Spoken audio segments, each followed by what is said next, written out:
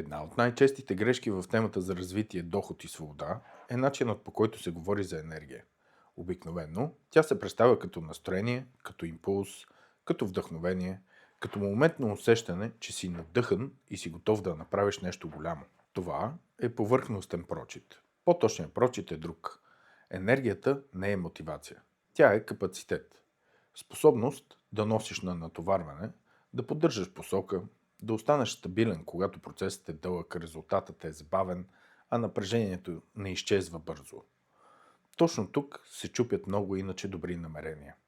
Не на ниво идея или желание, а на ниво носещ капацитет. Защото не е достатъчно да искаш промяна и не е достатъчно да имаш план. Не е достатъчно дори да имаш време и фокус. Трябва да можеш да носиш процеса достатъчно дълго и достатъчно стабилно, за да стигнеш до резултат. В предишните два епизода говорихме за вниманието и за времето. Първо разгледахме вниманието като базов ресурс. След това разгледахме времето като архитектура. Логиката беше ясна. Вниманието решава дали можеш да влезеш в дълбочина, времето решава дали тази дълбочина има защитено място. Но тук идва следващия слой. Енергията решава дали можеш да носиш всичко това устойчиво. Защото има хора, които могат да се фокусират. Има хора, които дори могат да си подредат седмицата. Но въпреки това се разпадат преди резултата. Не защото не знаят какво правят, а защото системата им изразходва повече енергия, отколкото може да възстанови. И тогава се появява познатия цикъл. Силен старт, рязък спад, вина, рестарт, още един спад. Този цикъл често се тълкува погрешно като липса на дисциплина. В много случаи диагнозата е по-друга. Липса не воля, липса капацитет. Тук е важно да се направи разграничение между мотивация и капацитет. Мотивацията е моментен подем. Капацитетът е носеща способност. Мотивацията може да те накара да започнеш, а капацитетът е това, което определя дали ще продължиш. Това е решаващата разлика. Защото реалната промяна рядко идва от драматичен старт. Реалната промяна идва от повторяемост. От способността да направиш същественото не само веднъж, а достатъчно пъти, докато започне да се натрупват резултати. Именно тук енергията престава да бъде тема за настроение. Тя става тема за устойчивост. За капацитет да носиш на скука, несигурност, бавен прогрес, отложена награда, натиск без незабавен резултат и много още други натоварвания. Ако този капацитет липсва, дори добрата система започва да се разпада. Когато изпълнението спадне, обикновено идва моралната интерпретация. Не съм достатъчно дисциплиниран. Не съм достатъчно постоянен. Не искам достатъчно силно. Трябва просто да се стегна. Това често звучи сериозно, но в много случаи е неточна диагноза. Проблемът не винаги е в характера. Понякога проблемът е, че натоварването е по-високо от капацитета, който системата може да носи. Понякога проблемът е, че денят ти постоянно те източва преди да стигнеш до съществената работа. Понякога проблемът е, че поддържаш твърде много фронтове едновременно. Това е важен момент. Ако системно тълкуваш енергийния срив като морален провал, ще започнеш да атакуваш себе си, вместо да коригираш структурата. А това удължава проблема. Енергията като оперативен ресурс. Тук е полезно да мислим за енергията не като за мистика, а като за управляем ресурс. Тя има входове, има разходи, има течове, има възстановяване, неправилно разпределение и най-важното има качество. Не всяка умора е еднаква, не всеки спад е еднакъв, но всяко натоварване тежи по един и същ начин. Това означава, че ако искаш да управляваш енергията си, трябва да спреш да я разглеждаш като една обща неясна категория. По-точно е да я разграничиш в няколко слоя. Първия е когнитивния разход. Това е енергията, която изразходваш за мислене, решаване, анализ, създаване, учене, дълбока работа. Вторият е емоционалния разход. Напрежение, конфликти, социално натоварване, несигурност, тревожни теми, натиск, който остава в системата ти, дори когато деня формално продължава. Третият е физическия разход. Сън, болка, движение, хранене, физическа умора, общото състояние на тялото. Четвъртият е оперативният разход. Всички дребни решения, постоянното превключване, входящите искания, реактивния режим, малките, но непрекъснати отклонения. Когато тези 4 слоя не се виждат ясно, човек казва само едно – изтощен съм. Но това не е достатъчно добра диагноза. Трябва да знаеш какъв тип разход те събаря, за да можеш да го управляваш. Къде реално изтича енергията? Енергията рядко се губи в един голям драматичен момент.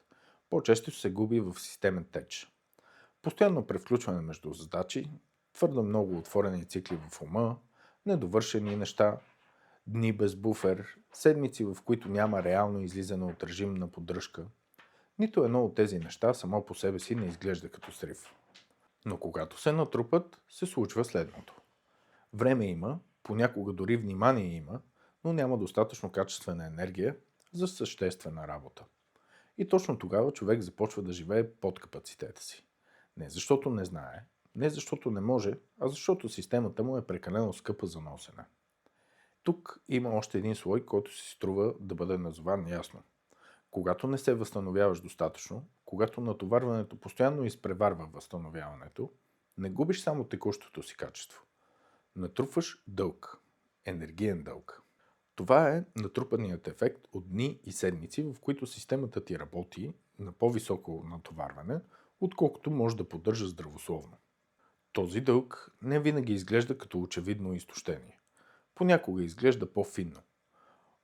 По-бавно влизане в работа, по-слаба яснота, по-бърз пад след сравнително малко усилие, по-трудно връщане в ритъм след прекъсване. След това идва още нещо. Когато енергийният дълг стане хроничен, човек започва да променя стандарта си надолу. Започва да приема за нормално да работи с нисък капацитет, да живее без резерв, да мисли по-плитко, да отлага по-често, да влиза в съществените неща само когато се почувства готов. Но това усещане рядко идва. И така животът започва да се движи не според възможния капацитет, а според натрупания дълг. Това е сериозен проблем, защото не само сваля резултатите, а сваля и базовия стандарт за това как изглежда качествено изпълнение. Връзката между енергия и доход. Тук темата става много практична. Допълнителният доход почти винаги изисква нещо повече от еднократно усилие. Изисква повторяемост. Да отделиш време отново, да мислиш отново, да издържаш достатъчно дълго, за да се появи натрупване.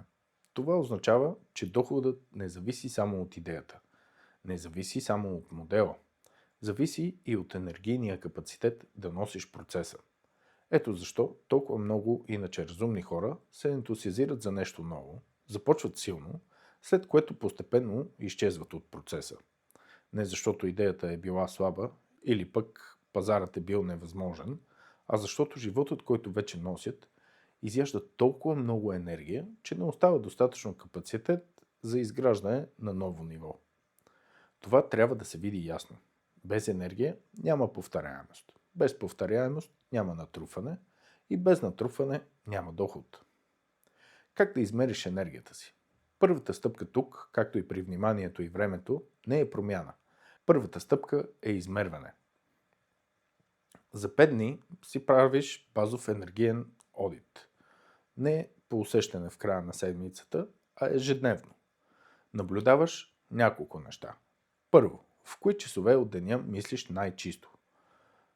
Не кога просто си буден, а кога имаш реален капацитет за съществена работа.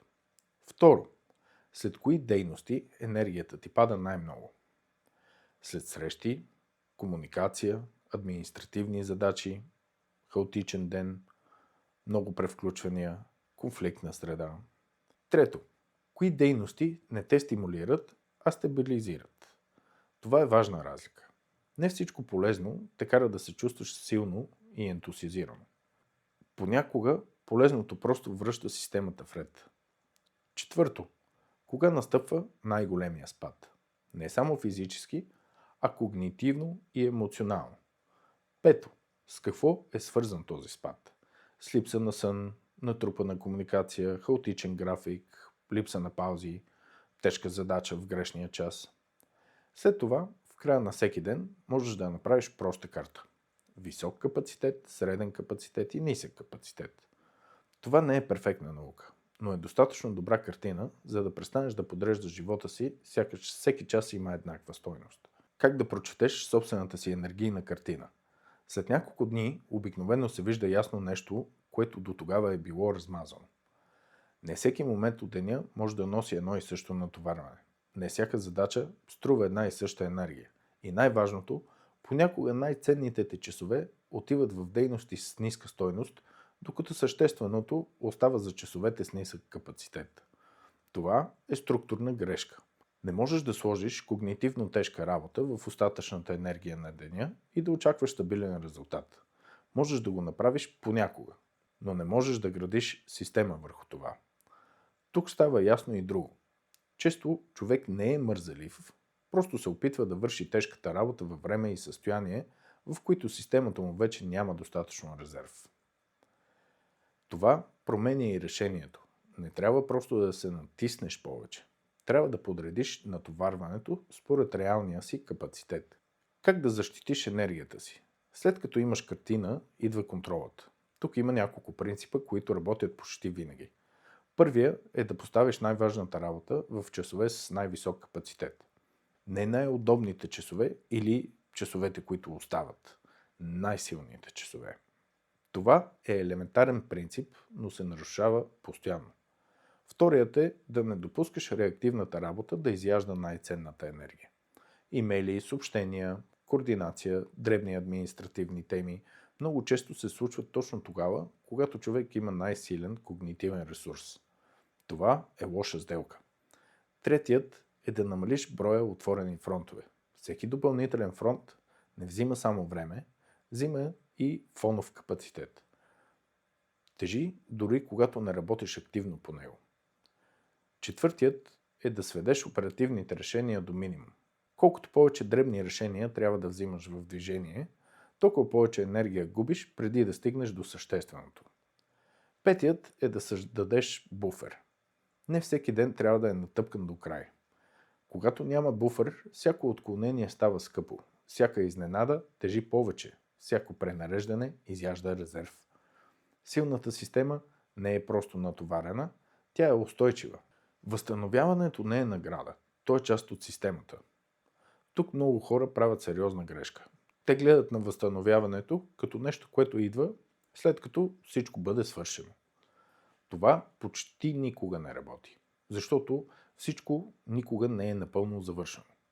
И ако възстановяването е оставено само за след края на натоварването, то ще остане случайно, неструктурирано и недостатъчно.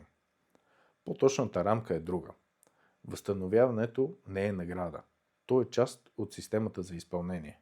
Не за да се чувстваш комфортно, а за да запазиш капацитет. Тук не става дума само за почивка в популярния смисъл. Става дума за това да имаш ритъм, който не изразходва повече, отколкото може да се възстанови. За някои хора това означава по-ясни граници на работния ден.